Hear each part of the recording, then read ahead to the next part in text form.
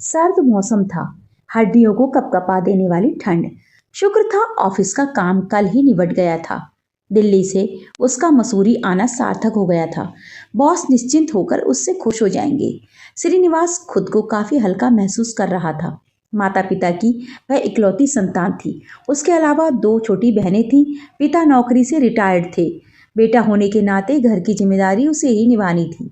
वह बचपन से ही महत्वाकांक्षी रहा है। मल्टीनेशनल कंपनी में उसे जॉब पढ़ाई खत्म करते ही मिल गई थी। आकर्षक व्यक्तित्व का मालिक तो वह था ही, बोलने में भी उसका जवाब नहीं था। लोग जल्दी ही उससे प्रभावित हो जाते थे। कई लड़कियों ने उससे दोस्ती करने की कोशिश की, लेकिन अभी वह इन सब पचड़ों में नहीं पड़ना चाहता था। श्रीनिवास ने सोचा था मसूरी में उसे 2 दिन लग जाएंगे, लेकिन यहाँ तो एक दिन में ही काम निबट गया। क्यों ना कल मसूरी घूमा जाए। श्रीनिवास मजे से गर्म कंबल में सो गया। अगले दिन वह मसूरी के माल रोड पर खड़ा था, लेकिन पता चला आज वहां टैक्सी व बसों की हड़ताल है। ओह, इस हड़ताल को भी आज ही होना था। श्रीनिवास अभी सोच में पड़ा ही था कि एक टैक्सी वाला उसके पास आकर कानों में फुसफुसाया, साहब कहाँ जाना है? अरे भाई, मसूरी घूमना था, लेकिन इस हड़ताल को भी आज ही होना था। कोई दिक्कत नहीं साहब, अपनी टैक्सी है ना। इस हड़ताल के चक्कर में अपनी वाट लग जाती है। सर जी, हम आपको घुमाने ले चलते हैं, लेकिन आपको एक मैडम के साथ टैक्सी शेयर करनी होगी। वे भी मसूरी घूमना चाहती हैं। आपको कोई दिक्कत तो नहीं? ड्राइवर बोला। कोई चारा भी तो नहीं? चलो, कहाँ है टैक्सी? ड्राइवर ने दूर खड़ी टैक्सी के पास खड़ी लड़की की ओर इशारा किया। श्रीनिवास ड्राइवर के साथ चल पड़ा। हेलो, मैं श्रीनिवास दिल्ली से। हेलो, मैं मनामी लखनऊ से। मैडम, आज मसूरी में हम 2 अनजानों को टैक्सी शेयर करना है। आप कंफर्टेबल तो रहेंगी ना? हाँ हाँ, थोड़ा अनकंफर्टेबल तो लग ही रहा है, पर इट्स ओके। इतने छोटे से परिचय के साथ गाड़ी में बैठते ही ड्राइवर ने बताया, सर, मसूरी से लगभग 30 किलोमीटर दूर टिहरी जाने वाली रोड पर शांत और खूबसूरत जगह धनौल्टी है। आज सुबह से ही वहाँ बर्फबारी हो रही है। क्या आप लोग वहाँ जाकर बर्फ का मजा लेना चाहेंगे? मैंने प्रश्नवाचक निगाह मनामी पर डाली तो उसकी भी निगाहें मेरी तरफ ही थी। दोनों की मौन स्वीकृति में ही मैंने ड्राइवर को धनौल्टी चलने को हाँ कह दिया। गूगल से ही थोड़ी बहुत मसूरी और धनौल्टी के बारे में जाना था मैंने। आज प्रत्यक्ष रूप से देखने का पहली बार मौका मिला है। मन बहुत ही कुतूहल से भरा था। खूबसूरत कटावदार पहाड़ी रास्ते पर हमारी टैक्सी दौड़ रही थी। एकाएक पहाड़ की चढ़ाई वाला रास्ता बहुत ही रोमांचकारी लग रहा था। बगल में बैठी मनामी को लेकर मेरे मन में कई सवाल उठ रहे थे। मन हो रहा था कि पूछूं कि यहाँ किस सिलसिले में आई हो, अकेली क्यों हो, लेकिन किसी अनजान लड़की से एकदम से यह सब पूछने की हिम्मत नहीं जुटा पा रहा था। मनामी की गहरी बड़ी बड़ी आंखें उसे और भी खूबसूरत बना रही थीं। न चाहते हुए भी मेरी नज़रें बार बार उसकी तरफ उठ जाती।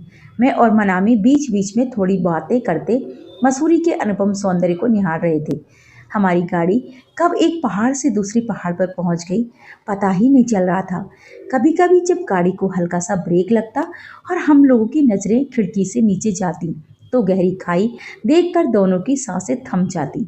लगता कि जरा सी चूक हुई तो बस काम तमाम हो जाएगा।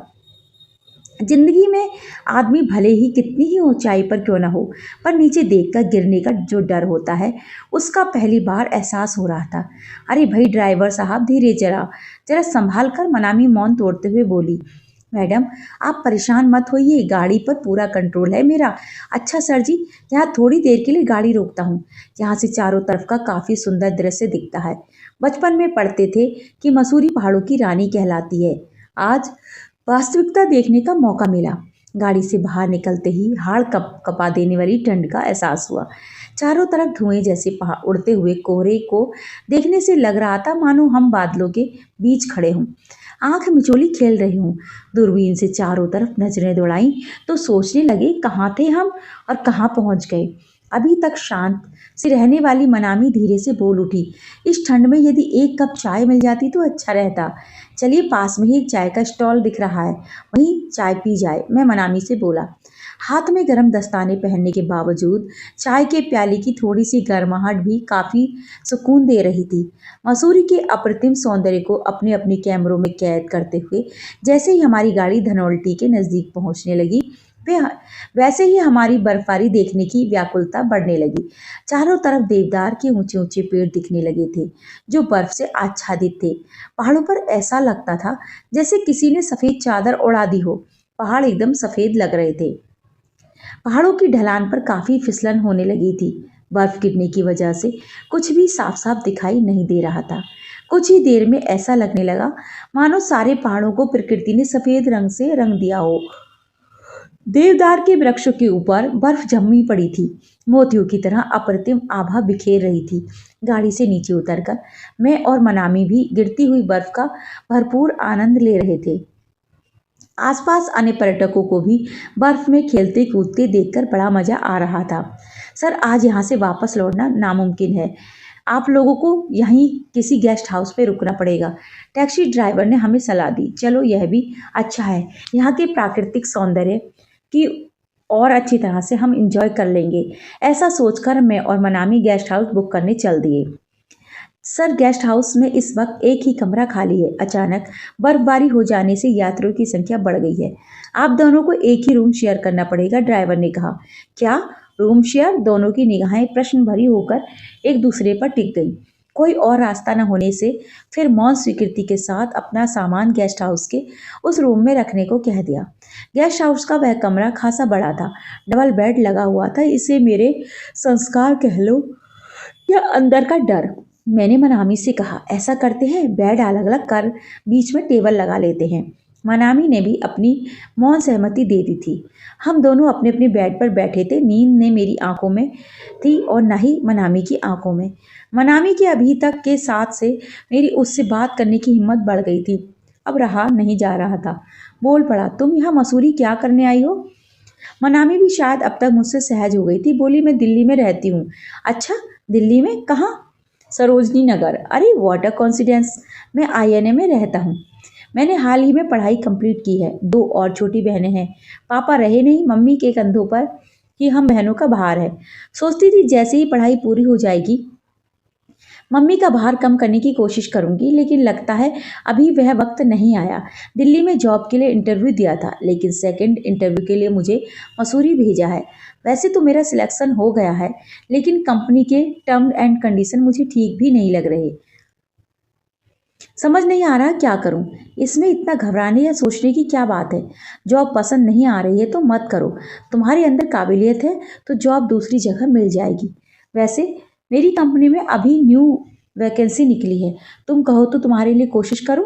सच में अपना सीवी तुम्हें मेल कर दूंगी।